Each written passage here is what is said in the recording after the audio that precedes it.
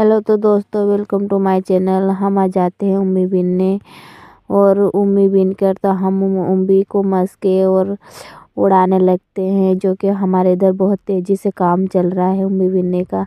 फिर हम तो चल देते हैं घर, और घर जाने के बाद हम तो घर जा रहे हैं। घर भी बहुत दूर है, वो दिख रहा है हमारा घर बहुत दूर है।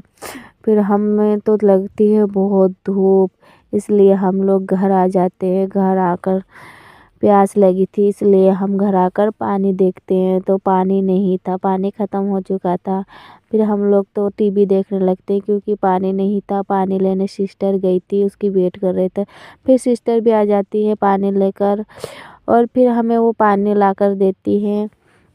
हम लोग पानी पीने लगते हैं। बहुत प्यास लगी थी, इसलिए हम लोग तो पानी पीने लगते हैं। और फिर मेरी फ्रेंड पानी पीकर मुझे देती है कि थोड़ा सा पानी तू भी पी ले। फिर मैं भी पीने लगती